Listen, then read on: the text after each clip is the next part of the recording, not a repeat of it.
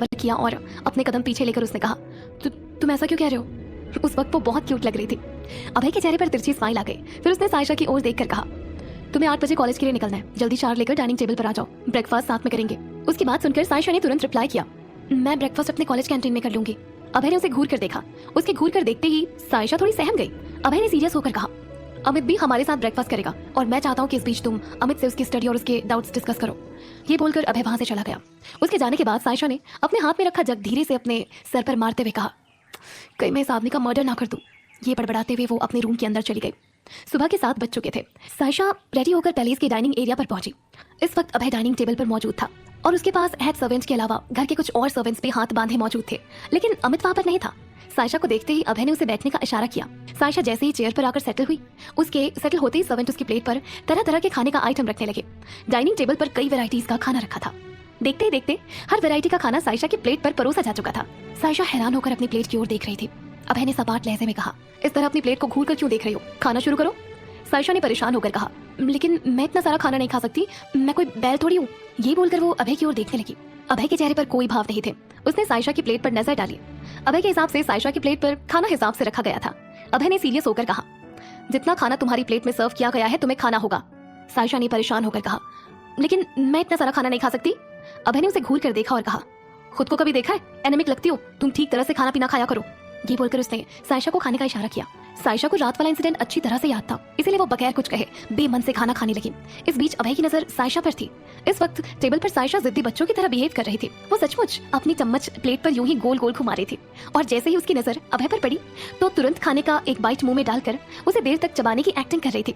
कुछ देर बाद अभय ने उसे घूर कर देखा। सायशा ने छोटे बच्चे की तरह एक्सप्रेशन देते हुए कहा, मैं इतना सारा खाना नहीं खा सकती। अभय ने कोई जवाब नहीं दिया और उसे अपने साथ चलने का इशारा किया। उसका इशारा पाकर सायशा उसके साथ पैलेस के बाहर निकली, जहां देवा पहले से ही गाड़ी लेकर मौजूद था। अभय ने सायशा की ओर देखकर कहा, मैं ऑफिस के लिए निकल रहा हूँ, रास्ते में मैं तुम्हें कॉलेज ड्रॉप कर दूंगा। सायशा ने हाँ में सर हिला दिया और वो दोनों गाड़ी की पिछली सीट पर बैठ गए। गाड़ी में बैठने के बाद अभय गाड़ी में रखा न्यूज़पेपर पढ़ने लगा।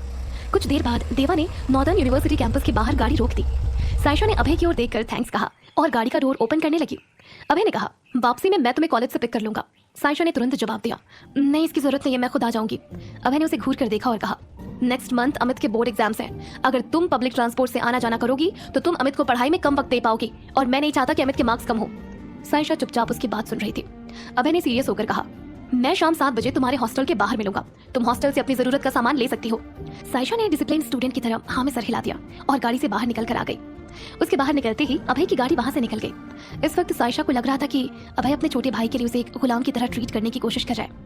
सायशा ने अपनी क्लास अटेंड की और क्लास खत्म होने के बाद वो सीधे अपने हॉस्टल की ओर चली गई और वहां से उसने अपना सारा सामान 2 सूटकेस में पैक कर लिया। वो सूटकेस लेकर अपने हॉस्टल से बाहर की ओर आने लगी कि तभी उसके सामने एक शख्स आकर खड़ा हो गया।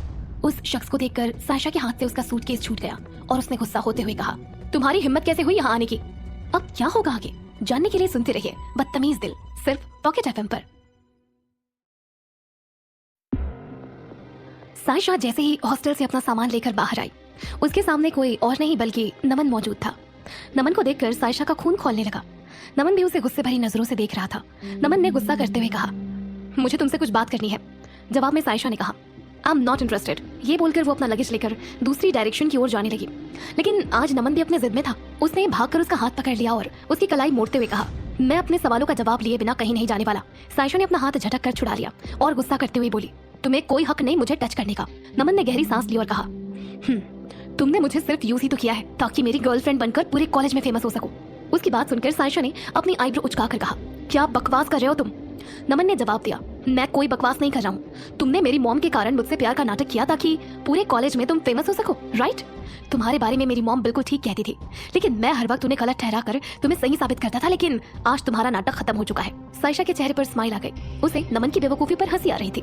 सायशा को हंसते देखकर नमन का गुस्सा और ज्यादा तेज हो गया और उसने चीखते हुए कहा, मैंने तुमसे ज्यादा बेशरम लड़की आज तक नहीं देखी है। तुम्हें शर्मिंदगी होनी चाहिए, लेकिन तुम यहाँ मुझ पर हंस रही हो। जवाब में सायशा ने तुरंत कहा, मैं तुम्हारी बेवकूफी पर हंस रही हूँ। तुम्हारी मॉम ने सैकड़ों बार मुझे तुमसे ब्रेकअप करने के लिए कहा था, लेकिन मैंने कभी उनकी बात नहीं मानी। उन्होंने मुझे धमकी भी दी थी कि वो अपना पावर यूज करके मुझे कॉलेज से रस्टिकेट भी कर सकती है, लेकिन बावजूद इसके मैंने तुमसे कभी अपना रिश्ता नहीं तोड़ा। मुझे अपनी काबिलियत और तुम्हारे प्यार पर पूरा भरोसा था। उसकी बात सुनकर नमन शॉक्ड था, क्योंकि ये पहली बार था जब सायशा ने उसकी मॉम के खिलाफ कुछ कहा था। सायशा ने आगे अपनी बात कंटिन्यू करते हुए कहा, तुम्हारी मॉम मुझे कभी पसंद नहीं करती थी और ये बात जानने के बावजूद मैं तुमसे आंखें बंद करके प्यार करती रही। बात तुम्हें यूज करने की, तो आज तुम ही बता दो कि मैंने कब तुम्हारा फायदा उठाने की कोशिश की। सायशा की आवाज़ तेज नहीं थी, बल्कि वो धीमे ही बात कर रही थी। ये कहते वक्त सायशा की आंखें नम हो रखी थी, लेकिन उसने अपने दर्द को कंट्रोल करके रखा था। सायशा ने नमन की आंखों में देखकर कहा, तुम्हारे प्यार के खातिर मैं अपने करियर के साथ भी कॉम्प्रोमाइज करने को तैयार थी। मुझे पता था कि तुम्हारी मॉम किसी भी वक्त मुझे कॉलेज से रस्टिकेट कर सकती है, मेरा फ्यूचर बर्बाद कर सकती है, लेकिन मैं तुमसे इतना ज्यादा प्यार करती थी कि मैंने इन सब बातों को दरकिनार करके रखा था। तुमसे शादी का सपना देखा था मैंने, लेकिन तुमने मेरे प्यार और विश्वास को रौंद कर रख दिया। उसकी हर कही बात सीधे नमन के दिल तक पहुंच रही थी। सायशा ने आगे अपनी बात कंटिन्यू करते हुए कहा, और वैसे भी तुम्हारी मॉम कभी नहीं चाहती थी कि हमारी शादी हो। वो अपने इकलौते बेटे की शादी किसी अनाथ लड़की से नहीं करना चाहती थी। सायशा की बात सुनकर नमन का गुस्सा दूर हो चुका था। नमन ने सायशा की ओर देखकर कहा, मैं अपनी मॉम की तरफ से तुमसे हाथ जोड़कर माफी मांगता हूँ। उनकी वजह से हमारा रिश्ता खत्म मत करो प्लीज। तुम्हारे प्यार के बगैर मैं टूट जाऊंगा। सायशा चुपचाप उसकी बातें सुन रही थी। सायशा पर उसकी बातों का कोई असर नहीं हो रहा था। नमन ने गहरी सांस लेकर कहा, तो तुम क्या चाहती हो? मैं अपनी मॉम को फांसी पर चढ़ा दूं या फिर खुद को गोली मार दूं? क्या ऐसा करूं कि तुम मुझे माफ कर दो?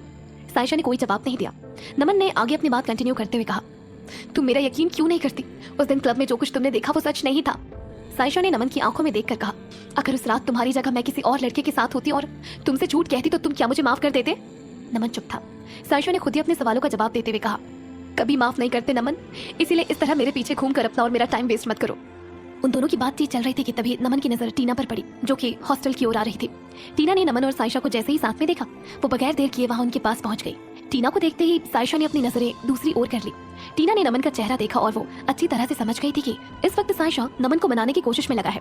कुछ सोचकर उसने तुरंत सायशा का हाथ पकड़ लिया और अपने चेहरे का एक्सप्रेशन चेंज करते हुए बोली, सायशा, नमन को तुम अब भी गलत समझ रही हो। वो तुमसे बहुत प्यार करता है। सच कहूं तो मैं ही नमन से एक तरफा प्यार करती थी और मैं उसके करीब जाने का बहाना ढूंढती थी, लेकिन ट्रस्ट मी, वो तुमसे आज भी प्यार करता है। टीना को देखकर सायशा ने तिरछी स्माइल में हंसते हुए कहा, लेकिन टीना, उस दिन तो तुमने मुझे कहा था कि नमन को तुमने अपना जिस्म सौंप दिया है, इसीलिए वो तुमसे प्यार करने लगा है और मैं उसकी गर्लफ्रेंड होकर भी ये नहीं कर सकी, इसीलिए वो मुझसे दूर हो गया। ये कहते वक्त सायशा की आंखों में उसका गुस्सा झलक रहा था। सायशा की बात सुनकर नमन ने हैरान होकर टीना की ओर देखा। सिचुएशन अपने अपोजिट जाते देखकर टीना ने तुरंत अपने चेहरे के भाव बदल लिए और उसने हैरान होने की एक्टिंग करते हुए कहा, मैंने तुमसे ऐसा कब कहा? मैं तो ऐसा सोच भी नहीं सकती। कितनी आसानी से तुमने इतनी बड़ी बात कह दी।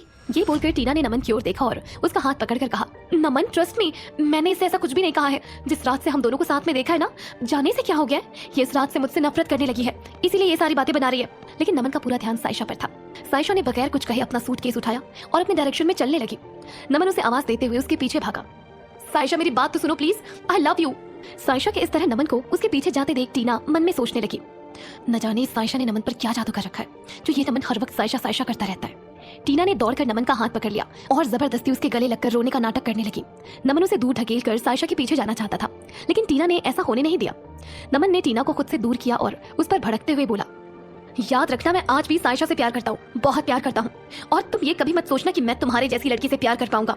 ये बोलकर वो दूर जा रही सायशा के पीछे दौड़ने लगा। एक बार फिर टीना ने नमन का हाथ पकड़ा, लेकिन इस बार नमन ने उसका हाथ थोड़ा जोर से झटक दिया, जिससे टीना का बैलेंस बिगड़ गया और वो गिर पड़ी। इस बात की परवाह किए बगैर नमन सायशा के पीछे भागता रहा, लेकिन इस वक्त उसने देखा कि सायशा के सामने एक बड़ी गाड़ी आकर रुकी और वो उसमें बैठकर वहां से चली गई। नमन उसे जाते देखने के अलावा कुछ न कर सका और उनसे कुछ फासलों की दूरी पर टीना सब देख रही थी। टीना ने खुद से बात करते हुए कहा, नमन, तुम चाहे जितना भी सायशा के पीछे भागो, अब मैं तुम्हें उसका कभी नहीं होने दूंगी। रात के करीब 9 बज चुके थे। सायशा अमित को ट्यूशन देने के बाद पैलेस के बाहर चली गई। आज नमन को देखने के बाद से वो बहुत परेशान थी, इसीलिए वो अपने कॉलेज फ्रेंड्स के साथ क्लब चली गई। वैसे क्लब या बाहर जाना उसे बिल्कुल नापसंद था, लेकिन आज वो इतनी अपसेट थी कि जब दोस्तों ने उसे लेट नाइट पार्टी का ऑफर दिया तो उसने मना नहीं किया। वो बाहर पहुंच चुकी थी कि तभी उसका फोन बजा। उसने जैसे ही फोन रिसीव किया, दूसरी ओर से खन्ना पैलेस के हेड सर्वेंट की आवाज आई, मैडम आप डिनर कब तक करेंगी? उसकी बात सुनकर सायशा ने जवाब दिया, आज मैं डिनर के लिए नहीं आ पाऊंगी, मैं दोस्तों के साथ बाहर हूँ। सायशा का जवाब सुनकर हेड सर्वेंट ने डाइनिंग टेबल पर बैठे अभय को देखा, जो कि गौर से उनकी बात सुन रहा था। हेड सर्वेंट ने सायशा से कहा, अगर आप कहें तो मैं आपको पिक करने के लिए गाड़ी भेज देता हूँ। जवाब में सायशा ने कहा, नहीं, उसकी जरूरत नहीं है, मैं खुद आ जाऊंगी। ये बोलकर उसने फोन कट कर दिया। हेड सर्वेंट ने अभय की ओर देखकर कहा, सर, सायशा मैडम डिनर के लिए नहीं आ पाएंगी, वो अपने दोस्तों के साथ बाहर है।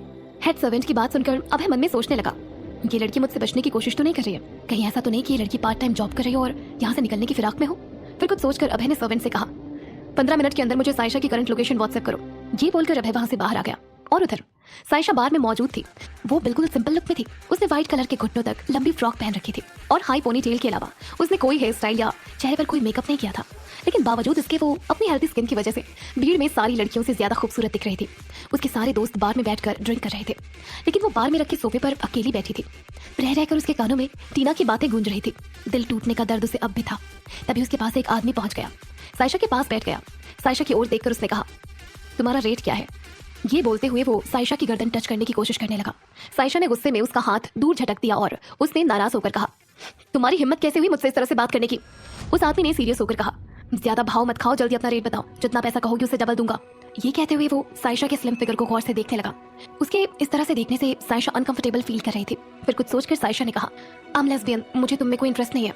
ये बोलकर उसने सोचा अब वो आदमी उसे दोबारा परेशान नहीं करेगा, लेकिन वो गलत थी। उसकी बात सुनकर उस आदमी ने उसे जोर से सोफे पर पीछे की ओर ढकेल दिया और उसके करीब आने की कोशिश करते हुए बोला, मजा आएगा तुम्हारे साथ। I mean, पहली बार लेस्बियन के साथ रात गुजारने में। वो आदमी अपनी शर्ट की बटन खोलने लगा। उस आदमी को ऐसा करते देख साइशा ने अपने दोस्तों को हेल्प के लिए बुलाने की कोशिश की, लेकिन उसके कुछ दोस्त डांस फ्लोर पर लाउड म्यूजिक में डांस करने में बिजी थे और कुछ दोस्त बार में फुल ड्रंक। वहां मौजूद बाकी लोगों ने भी साइशा पर ध्यान नहीं दिया। साइशा जोर जोर से चिल्ला रही थी, somebody help me, please! लेकिन उस वक्त उसकी हेल्प करने कोई नहीं था। वो आदमी साइशा के गालों पर किस करने की कोशिश करने लगा। साइशा ने जोरदार थप्पड़ मारा। इस तरह से ऐसे अचानक थप्पड़ लगने से वो आदमी नाराज हो गया और उसने भी साइशा के गालों पर थप्पड़ लगाने के लिए अपना मजबूत हाथ उठाया ही था कि तभी किसी ने पीछे से आकर उसके हाथों को रोक लिया। उस आदमी ने गुस्से से पीछे पलट कर देखा तो उसका हाथ पकड़ने वाला और कोई नहीं बल्कि अभय था। अभय को देखकर उस आदमी की आंखों में खौफ का मंजर तैर गया। अभय ने सपाट लहजे में कहा, तुझे तेरी जान की परवाह नहीं है? ये बोलकर अभय ने जोरदार पंच उस आदमी के चेहरे पर मारा, जिससे वो आदमी फर्श पर जा गिरा। उसकी नाक से खून बहने लगा। उस आदमी को अभय के बॉडीगार्ड ने कसकर पकड़ लिया।